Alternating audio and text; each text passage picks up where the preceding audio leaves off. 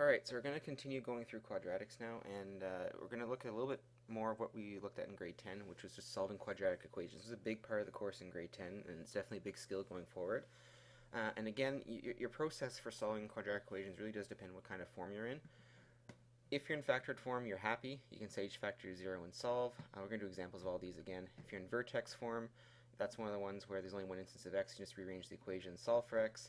And if you're in standard form, you have a lot of options. You can use quadratic formula to solve. You can factor it if possible, or you can complete the square, put into vertex form, then do the solving for x. But lots of different approaches here, and we'll take a look at each one. So for this one, we're trying to find the zeros of 5x plus 4, 7 minus 3x. So remember, if we're trying to find the zeros, that means that y equals 0. And if you look at the equation, we are in factored form. And once we're in there, that makes it a lot easier, right? So we're going to take each of our factors here, set them equal to 0, and solve. So we're getting an equation where 5x plus 4 equals 0. And another one where we have 7 minus 3x equals 0. In each of these situations, we can rearrange the equation and solve for x. So from this one, we get x equals negative 4 over 5. And here we're going to get x equals 7 over 3. Okay, it's not too much work when we've got our two zeros here. Okay, those are the ones that are nice and easy. Let's take a look at the next one. Okay, so now, again, we're trying to find the zeros. So we're going to be and we're in vertex form this time. So again, for the zeros, y or f of x equal to 0. And like I mentioned back on the flowchart a couple slides ago, the nice thing about vertex form is there's only one x appearing in the equation. If there's only one x, we can rearrange the equation and solve either using a flowchart or just by using straight algebra. So I'm going to use algebra here, so I'm just going to start solving. So I'm going to add 40 to each side of the equation first.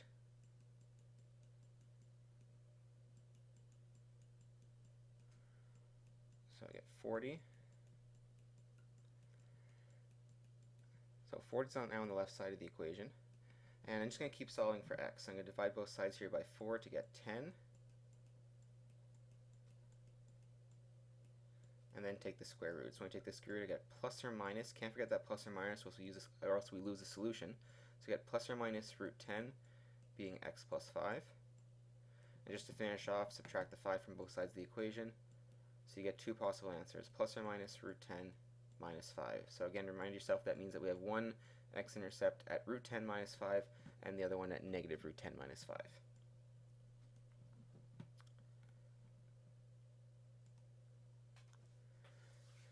Okay, let's try to take a look at this in a word problem context here. So we're trying to find the break-even quantities for a profit function. Profit function's in standard form, x their quantity sold in thousands.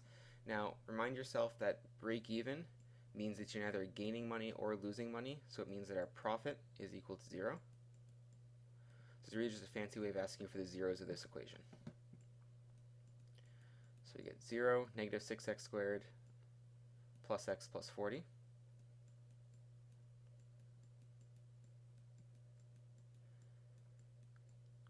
So your options here, it's in standard form, so you can factor it if it's possible.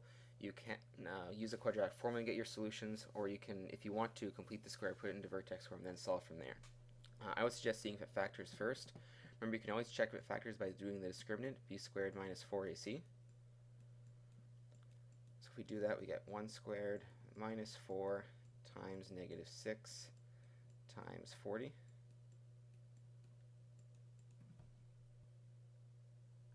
And when you do that, you get 961. Now you want to check if this is a perfect square, so put it in your calculator. Square root of 961 gives you 31. It's a nice whole number, so it does factor. So you could, if you wanted to use an array. If you find that the process, because it's a complex formula, takes too long, you may just want to use the quadratic formula anyways, because remember, we don't actually need factored form here. All we need is the actual zeros. So whatever method you find easier at this point, I'm going to try and factor. So to make my factoring easier, I'm going to take out the common factor of negative 1 out here first. So I'm working with 6x squared minus x minus 40. Okay, so take a minute and either factor or use quadratic formula and check the answer when you're ready. Okay, so I did factoring here. I got it factored into 3x minus 8, 2x plus 5. So from each of those factors, I got a solution. Now, one thing to remember here, remember what x was. It was the quantity sold in thousands. So we have 8 over 3 times 1,000 items sold. Now, negative 5 over 2 doesn't actually make any sense. We can't sell a negative number of items. So this one is actually inadmissible, or invalid, however you want to call it. Okay, so your only solution would be x equals 8 over 3. And remember that's in thousands, so 8 over 3 times 1,000 items sold would make them break even.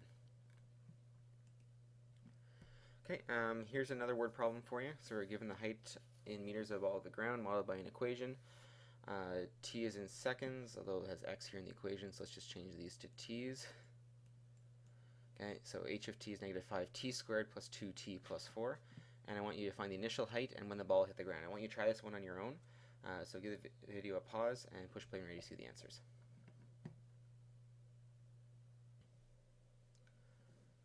Okay, let's run through this step by step. So for A, we're asking for the initial height of the ball. The initial height means the starting height, and at the starting height, no time has passed, so time will be equal to 0. So I sub t equals 0 into the equation, do some quick math, and I wind up getting 4 meters. Now you could be able to get that answer just by looking at the equation, because the initial value is also the y-intercept, which you can see right from standard form that it's 4. So the initial height of the ball is going to be 4 meters. For B, when we're trying to figure out when the ball hits the ground, well, thinking through it, when the ball hits the ground, it has no height above the ground, so the height is 0.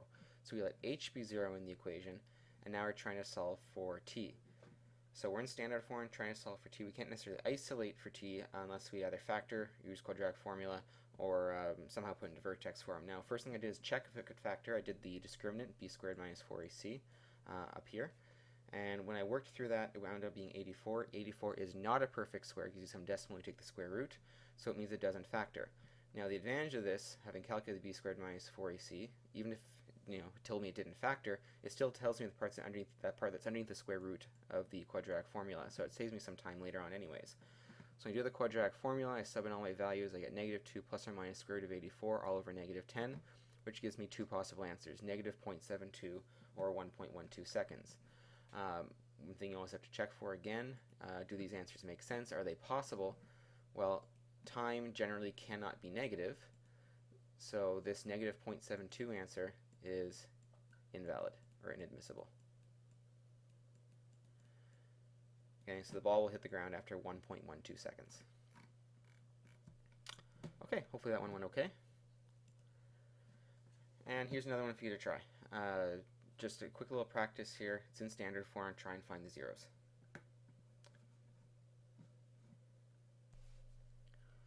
Okay, so I won't spend tons of time on this. We did lots of these back in grade 10.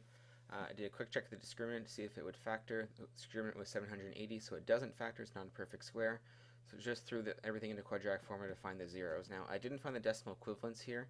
I just left it in exact form as 24 plus or minus root 780 over negative 6.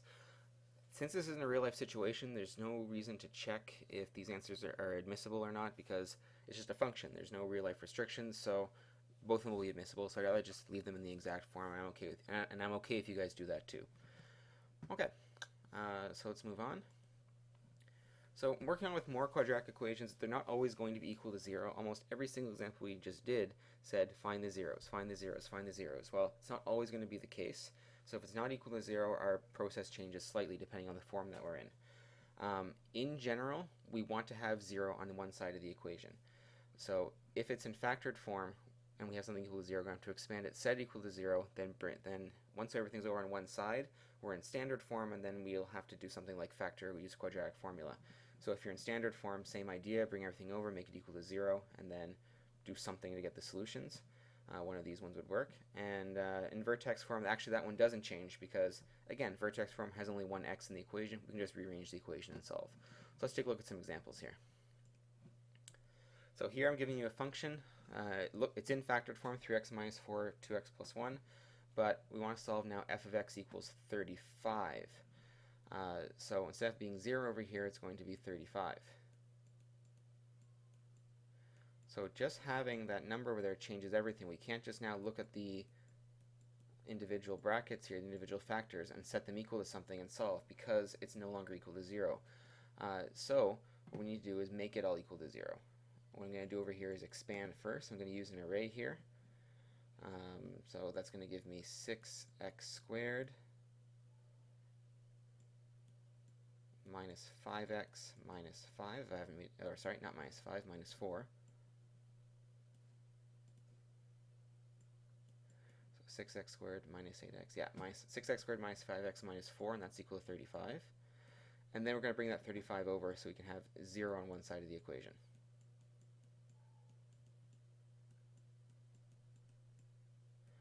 Once we're in this situation, we have standard form equals 0.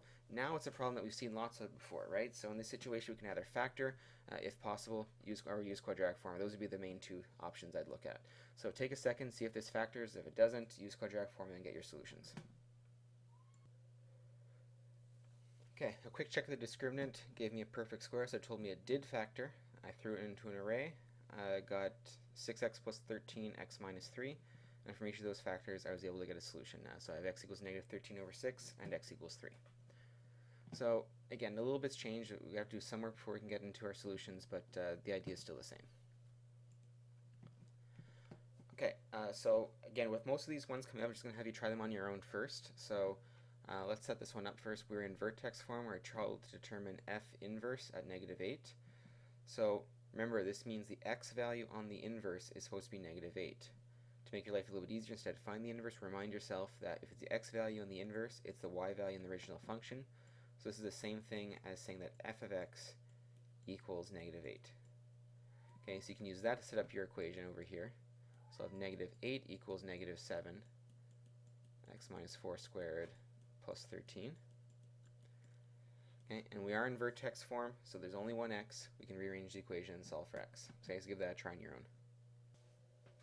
Okay, let's just check our algebra now. So I started by subtracting 13 from both sides of the equation. So I got negative 21 on the left side, then I divided by negative 7 to get 3. Took the square root of both sides to get plus or minus root 3, then added 4. So I have x equals plus or minus root 3 plus 4. And that'll be the solutions to f inverse of negative 8. Okay, so here's another one. We're given an equation, f of x equals 3x squared minus 4x plus 1. We want to try and solve f of 2x minus 1 equals f of x plus 4. So try to bring function notation back into everything. Remember what f of 2x minus 1 means. Means every x value in the equation gets replaced with 2x minus 1. To do over here, f of x plus 4, every x gets replaced with x plus 4. So you need to create that equation first before you can go about solving it. So again, try this on your own and push play again when you're ready to see the answer. Okay, so just check your intermediate steps here. The first thing I did was find f of 2x minus 1. So when I sub 2x minus 1 in the equation for x, did all the expanding and simplifying, I got 12x squared minus 20x plus 8. And then for f of x plus 4, I did something similar, and I got 3x squared plus 20x plus 33.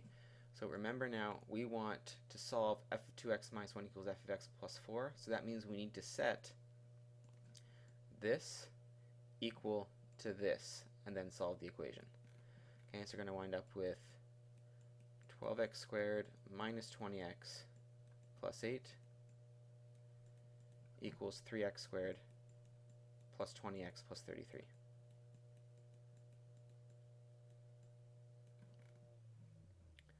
Okay, this is now something you have to solve. So we want our general goal with the quadratic equation, we want to get everything on one side of the equation, 0 on the other side, so we can then either factor use quadratic formula. So let's make that our goal. Let's get everything over to one side and then solve from there. So once my equation's set up here, moved everything over to one side. So I got 9x squared minus 40x minus 25 equals 0. This one actually does factor. If you having trouble factoring, just use quadratic formula. But this one does factor into 9x plus 5x minus 5. So I get my two solutions: x equals negative 5 over 9, or x equals 5. Okay. So for this one here, we've got two functions. One's in vertex form, one's in factored form. We want to solve f of x equals g of x. So let's just set up our equation first. Okay, so once we have that set up, remember our goal is to have everything over on one side of the equation, 0 on the other. So let's expand everything out, put everything over on the same side of the equal sign, set equal to 0, and then solve, again, just like before, by factoring or using quadratic formula. So I'll give you a second to do that. We're running out of time, so when you push play again, you're going to see the answer, and that will wrap up the lesson. Okay, so there you have it. Take a minute, check through the algebra here. So again, I expanded everything out, brought everything over to one side. It didn't factor, so I took quadratic formula to get my answer. Okay, that does it. Your homework's there, and good luck.